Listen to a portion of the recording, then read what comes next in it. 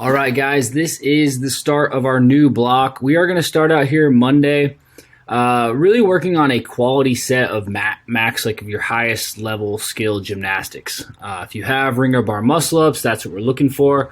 You know, hoping that range is anywhere from 4 to 5. That would be acceptable for a workout like this. 6 is kind of an ideal number. But even if you don't, it's good just to get the sets in because this is what we're going to be building on each week. So choose the highest level skill you have, and then you're going to complete a quality set, meaning that, you know, we're not trying to throw our arms over and chicken wing on a bar muscle up. We don't want to have to break on our consecutives on the bar, our chest to bars, our pull-ups. Just make sure it is a good set because we're going to be basically building volume inside that. So you hit your max set at 0, and then at the 4-minute mark, you're going to go, say you got 6, it's 3, 2, 2, which basically equals 1 more rep than what you got for your max set. And then you'll rest until the 8-minute mark, and you'll do the same thing. Okay, this is about building some density. Okay, so again, so say you got 6. That means at the 4-minute mark, you're going to go 3, rest 15 seconds, 2, rest 15 seconds, 2, and then you'll rest to the 8-minute mark, and then we'll do that again.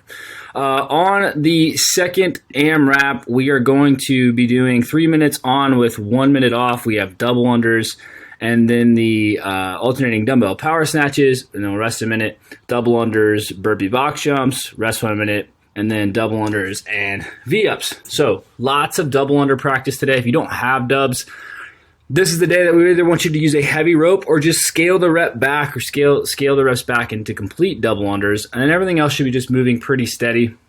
You know, we should be getting anywhere from, 3 to 4 to 5 rounds per 3 minutes. So that's what we're going to be looking for. After that, we have our 3 rounds of accessory work, banded rows, hollow ups, and hollow arches. Okay, really working on some basic fundamental gymnastic core positions. Tuesday, we are going to start off with a, 5 front squats on the 3 minutes for 5 sets. You're starting at 60% of your 5-rep max back squat because we did just hit that relatively recently. And then you're going to build to a 5-rep max front squat. Again, as long as you're starting at something that's moderately heavy, then we just want to see that you're able to build each set. That's what we're going to be looking for. After that, we're going to be adding in on these like heavier days, trying to get in a little bit more of that quality work. So we have 5 good mornings, choosing a tough weight. That's a couple reps from failure.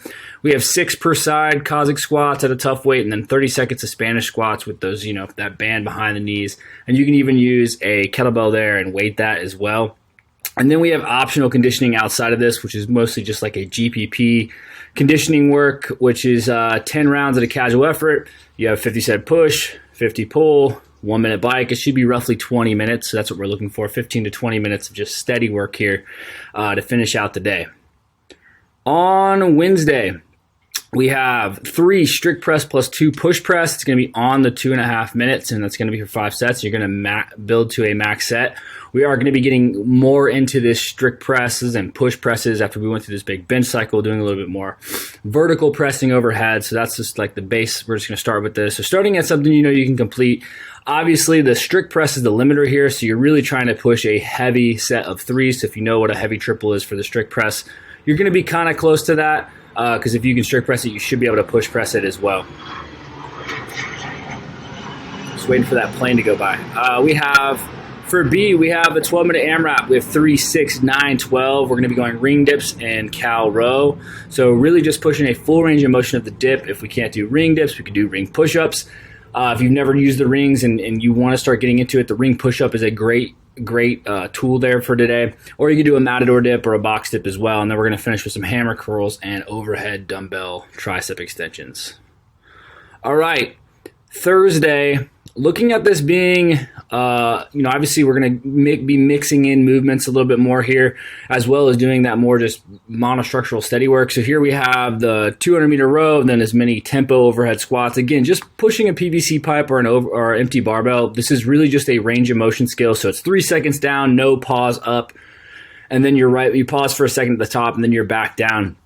And really just working on that range of motion. So push the row, all right? So you're going to push that row at a good pace and a fairly tough effort, and then you're going to get at least a minute on each of these, right? Then we have a 400-meter bike, suitcase deadlifts, or suitcase carries, So you're going to carry down, keeping the shoulders still, but you have weight only on one side, and you'll switch every 50 feet. And then we have a ski and Jefferson curls. And Jefferson curls isn't something we normally would program in a conditioning setting. But with this being said, this is very similar to the overhead squats today, pushing a range of motion where we're actually going to be allowing ourselves to round our back going forward. So it's a 3-second down pause and then a slow 3-second up pause. Okay, so just moving nice and steady. Again, you'll get at least a minute on those, but we're just really working through a range of motion that we don't normally get to work through and trying to build strength and resiliency through that flexion of the back and really challenging the hamstrings and then coming back up. After that, we have some gymnastic accessory work, which is stuff that we'll probably see a lot more on Thursday as opposed to other days. But this is really like some fundamental building blocks of gymnastics. So we have this wall facing handstand push-ups for 30 to 45 seconds, or you could just kind of go up doing a pike push-up or just walk up and hold that basically that wall facing handstand hold, which is actually what this should say.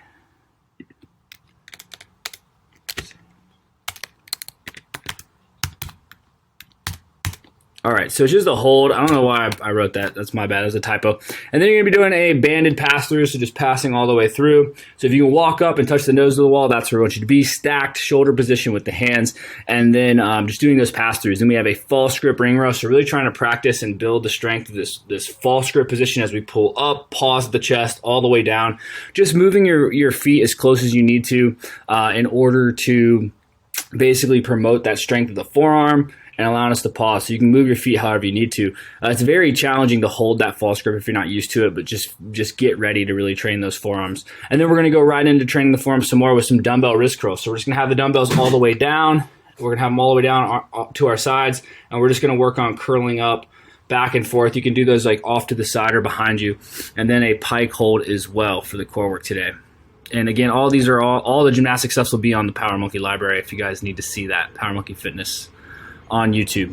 Friday, we have at 65%, we have basically a cluster set of deadlifts. You're going to rest 5 seconds in between. You're going to do that on the 90 seconds. Just working on speed and explosiveness off the floor. We're going to be getting in and alternating our heavy squat days to heavy deadlift days each week. And on these speed days, we really just want to focus on a good strong effort and moving the bar a little bit faster than what we typically would, and the weight range is going to be able to do that. So you should have really good technique and be able to get set off the floor and drive really hard for each rep. After that, we have on the 3 minutes for 15 minutes, a 12-second bike sprint, and then we have 8 kettlebell swings and 6 touch and go thrusters at a moderate weight. And each round should take no longer than 45 seconds. All right. So that's for the fitness, but for performance, we are going to be looking at doing 4 thrusters building, so getting heavier each set. So starting out at a tough weight there, and then just trying to add 5 to 10 pounds each round is what we're going to be looking for. All right, we have teams of 2, Lynn, 5 rounds max body weight bench press to find somebody who's roughly the same weight as you. And then you're going to go into max strict pull-ups, and you're just going to be partnering up here, working with somebody else. We have our intermediate options, just kind of bringing that weight back and just doing like a kipping pull-up, even if you needed to, or a banded pull-up. And then we have the beginners, which can be push-ups and ring rows. So if somebody's new, you can do some sort of push-up and ring row. All right, guys, after that, we do have a steady state run. Do want to get things into running as the double bridge run comes up. Just kind of throwing those in on Saturdays. You could even do this on a Sunday, but just starting to think about running if you're going to run the 5K or the 15K that day. Just want to start getting people prepared. If you guys have any questions, let us know. If not, we'll see you in the gym.